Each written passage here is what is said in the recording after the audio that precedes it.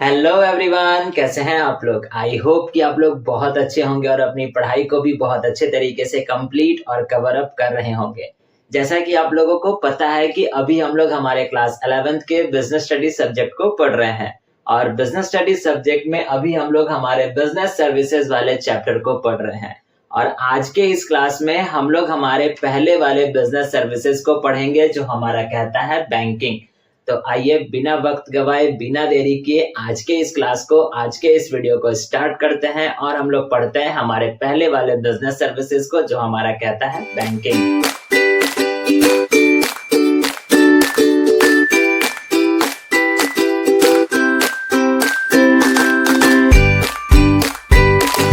मैंने अभी आपको बताया कि आज के इस क्लास में हम लोग हमारे बिजनेस सर्विसेज के चैप्टर के पार्ट नंबर 1 को पढ़ेंगे, यानी पहले वाले बिजनेस सर्विसेज को पढ़ेंगे जो हमारा कहता है बैंकिंग। और आई होप सो कि आपने इस बिजनेस सर्विसेज वाले चैप्टर के इंट्रोडक्शन क्लास को पढ़ा होगा, देखा होगा, समझा होगा, जिसमें मैंने आपको बताया था कि हमारे पास 5 अलग अलग प्रकार के बिजनेस सर्विसेज होते हैं। अगर आपने इस चैप्टर के इंट्रोडक्शन क्लास को नहीं पढ़ा है, नहीं समझा है, तो उस वाले वीडियो का लिंक आपको नीचे डिस्क्रिप्शन बॉक्स में मिल जाएगा, जहां से जाकर कर आप इस चैप्टर के इंट्रोडक्शन क्लास को पढ़ सकते हो और समझ सकते हो। अब कहता क्या है कि हमारे पास 5 अलग अलग प्रकार के बिजनेस सर्विसेज तो हैं, तो कौन कौन से हैं? तो 5 अलग अलग प्रकार के बिजनेस सर्विसेज जिसको हम लोग बिटवा के नाम से जानते हैं, यानी कि BITWA। अब ये बिटवा है क्या? तो B for banking, I for insurance, T for transportation, W for warehousing और A फॉर एडवर्टाइजिंग। तो यही 5 अलग अलग प्रकार के बिजनेस सर्विसेज हमारे पास हमको देखने को मिलते हैं। और इसी में से पहला वाला बिजनेस सर्विसेज अभी हम लोग पढ़ने जा रहे हैं जो हमारा कहता है बैंकिंग। तो आइए इस वाले बैंकिंग सर्विसेज का पहला वाला पॉइंट हम लोग पढ़ते हैं, इस चैप्टर का पहला पॉइंट पढ़ते हैं जो हमारा कहता है बैंक। अब बैंक कहते किसको है आप भली भांति जानते होंगे। जितने भी आप लोग इस वीडियो को देख रहे होंगे, आई होप सो कि अधिकांश लोगों का किसी ना किसी बैंक में अकाउंट जरूर से होगा। तो उनको ये पता है कि बैंक होता क्या है, बैंक का काम क्या होता है। तो हम इसके बारे में ज्यादा डिस्कस नहीं करेंगे, लेकिन फिर भी आपके बुक में इस बैंक का डेफिनेशन था, तो हम बैंक के डेफिनेशन को आपको बता देते हैं और थोड़ा सा बुक के लैंग्वेज से समझ लेते हैं कि आखिरकार बुक आपको बैंक का मतलब किस तरीके से समझाने का कोशिश कर रहा है। देखते हैं क्या लिखता है। बैंक में भी डिफाइंड एज इंस्टीट्यूशन, यानी कि बैंक जो है वो एक प्रकार का इंस्टीट्यूशन है जो लोगों के पैसे को डिपॉजिट करता है, एक्सेप्ट करता है। आप भी जानते होंगे हम लोग अपने पैसे को बैंक में जाते हैं जमा करवाने के लिए, तो हो गया, यानी बैंक का ये पहला वाला काम भी होता है कि बैंक जो होती है वो लोगों के पैसे को एक्सेप्ट करती है, डिपॉजिट करती है। और उसके बाद बैंक जो है वो लोगों को लोन भी प्रोवाइड कराती है। और उसके साथ साथ बैंक जो है वो और भी बहुत सारी अलग अलग प्रकार की फैसिलिटीज जो है वो अपने कस्टमर, यानी बैंक जो होती है वो अपने कस्टमर्स को प्रोवाइड कराती है। जैसे चेकबुक देना, एटीएम कार्ड, डेबिट कार्ड, उसके बाद फिर किसी चीज का पेमेंट करवाना, बहुत सारे पॉलिसीज का पेमेंट करवाना, इंश्योरेंस प्रोवाइड करवाना, यानी बहुत कुछ होता है। तो बैंक जो होती है वो बहुत सारे प्रकार के सर्विसेज जो होती है वो अपने कस्टमर्स को प्रोवाइड करती है और साथ साथ जनरल पब्लिक को भी प्रोवाइड करती है। जनरल पब्लिक का मतलब हो गया आम इंसान, यानी मैंगो पीपल। ठीक है, तो आई होप सो कि आपको बैंक का मतलब समझ में आ गया होगा। बैंक कहते किसको है आप भली भांति जानते हो। अब कौन कौन से बैंक के एग्जाम्पल्स हैं? तो बहुत सारे बैंक हमारे पास हैं। कुछ जो होते हैं वो प्राइवेट होते हैं, कुछ जो होते हैं वो पब्लिक बैंक होते हैं, जिसके बारे में हम थोड़ी देर के बाद पढ़ेंगे। लेकिन अभी हम ये जान लेते हैं कि इसका एग्जाम्पल्स क्या होगा। तो central bank of India, Punjab national bank of India, HDFC, उसके बाद ICICI, axis, Kotak Mahindra bank. तो बहुत सारे बैंकों का एग्जाम्पल हमारे सामने देखने को मिलता है। ठीक है, तो आई होप सो कि आपको बैंक का मीनिंग, बैंक का मतलब आपको समझ में आ गया होगा। पहले से ही आपको पता होगा, लेकिन फिर से हम आपको बता दिए कि बैंक एक प्रकार का इंस्टीट्यूशन है जो लोगों के, यानी अपने कस्टमर के पैसे को एक्सेप्ट करता है, डिपॉजिट करता है और लोगों को लोन्स देता है और साथ साथ बहुत सारे अलग अलग फैसिलिटीज प्रोवाइड कराता है अपने कस्टमर को। तो उसी इंस्टीट्यूशन को हम लोग बैंक कहते हैं। ठीक, अब कहता क्या है कि कितने प्रकार के बैंक होते हैं, यानी सेकंड वाला क्वेश्चन कि how many types of bank. तो हमारे पास लगभग 4 अलग अलग प्रकार के बैंक होते हैं। पहला वाला हमारे पास कहता है कमर्शियल बैंक, दूसरा कहता है कोऑपरेटिव बैंक, तीसरा कहता है स्पेशलाइज्ड बैंक और चौथा वाला कहता है हमारे पास सेंट्रल बैंक। तो आइए वन बाय वन कर हम इसको समझते हैं। तो पहला हम शुरुआत करेंगे कमर्शियल बैंक से।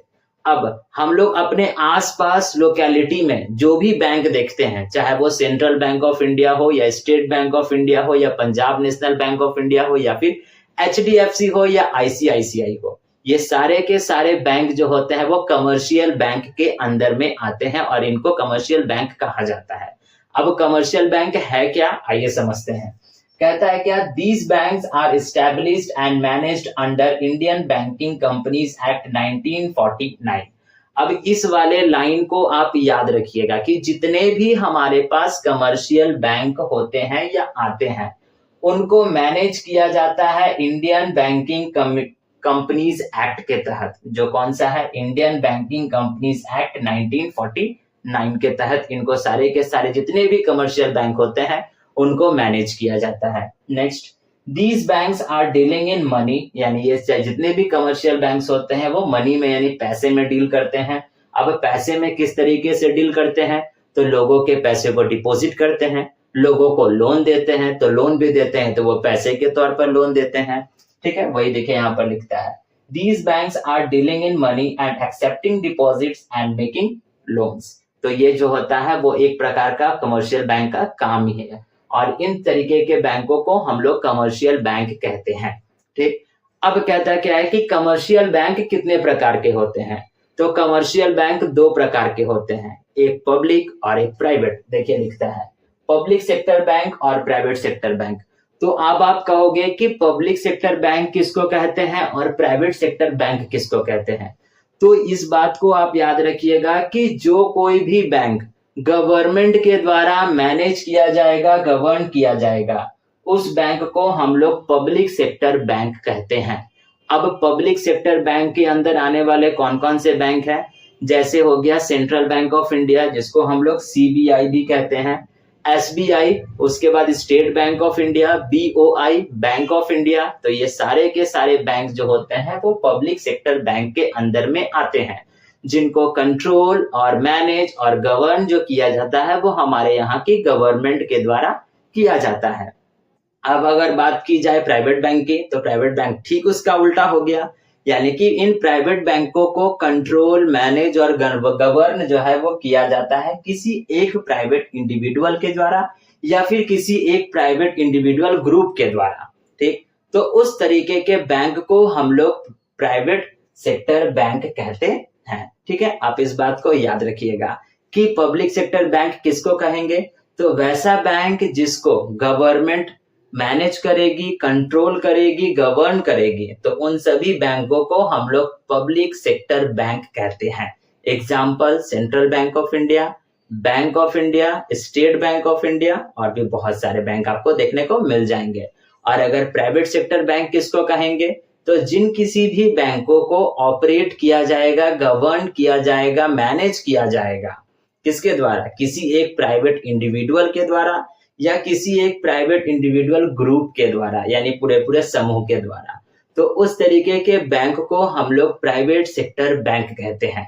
अब इस प्राइवेट सेक्टर बैंक का एग्जाम्पल कौन कौन सा हो गया, तो HDFC बैंक हो गया, ICICI बैंक हो गया, एक्सिस बैंक हो गया और भी बहुत सारे बैंक होते हैं जो हमारे पास प्राइवेट सेक्टर बैंक के अंदर में गिने जाते हैं।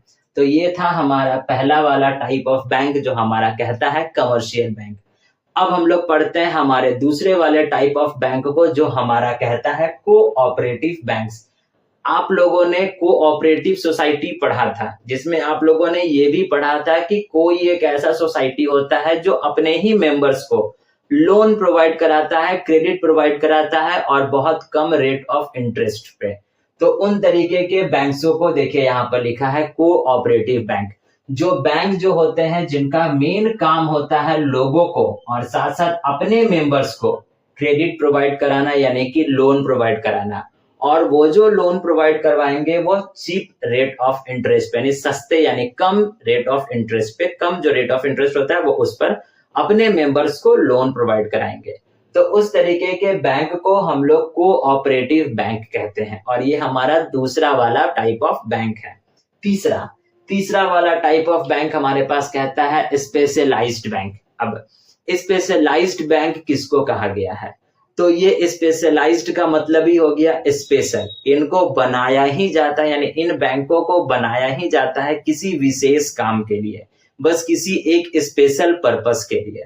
देखते हैं क्या लिखता है। These banks are created for a special purpose, यानी इन बैंकों को बस केवल किसी एक विशेष काम के लिए ही बनाया जाता है। अब वो विशेष काम कौन सा होगा भाई? तो इंपोर्ट एक्सपोर्ट बैंक, यानी कि वस्तु भेजना, वस्तु मंगवाना, तो उससे बाद पैसा भी आएगा, पैसा भी भेजेंगे, तो उसके लिए इस तरीके के बैंकों को बनाया जाता है। इंडस्ट्रियल बैंक, तो बहुत सारे उद्योग हमारे पास है, तो उससे रिलेटेड हमारे पास यहाँ पर बैंक है। तो ये सारे के सारे बैंक जो होते हैं, यानी इंपोर्ट एक्सपोर्ट बैंक हो गए, इंडस्ट्रियल बैंक हो गए, जो हमारे पास इस स्पेशलाइज्ड बैंक के अंदर में आते हैं। और इन बैंकों को बनाया क्यों जाता है? मैंने आपको बता दिया, बस केवल किसी एक विशेष काम के लिए ही बनाया जाता है। ठीक, अब हम बात करते हैं सबसे चौथा वाला टाइप ऑफ बैंक और सबसे most important type of bank, जिसको हम लोग सेंट्रल बैंक और हिंदी में केंद्रीय बैंक के नाम से जानते हैं। अब ये केंद्रीय बैंक और सेंट्रल बैंक है क्या? आइए समझते हैं। लिखता है क्या? The central bank control and regulates all the commercial bank. जितने भी अभी हम लोगों ने कमर्शियल बैंक पढ़े, जैसे सेंट्रल बैंक ऑफ इंडिया हो गया, स्टेट बैंक ऑफ इंडिया हो गया, HDFC हो गया, ICICI बैंक हो गया, इन सभी कमर्शियल बैंक को अगर कोई कंट्रोल करता है और अगर कोई उसके लिए नियम और कानून बनाता है, तो वो कौन बनाता है? सेंट्रल बैंक बनाता है, जिसको हम अपने ठेठ भाषा में, यानी कि अपने लोकल लैंग्वेज में, सभी बैंकों का बाप भी कह सकते हैं। यानी कि ये जो सेंट्रल बैंक है, वो जितने भी हमारे पास बैंक होते हैं, उन सभी बैंकों का ये बाप है। आप बस इतना याद रखिएगा। ठीक, देखिए लिखता है क्या। अब यहाँ पर कहता क्या है कि हमारे इंडिया में कौन सा ऐसा बैंक है जो सेंट्रल बैंक होता है।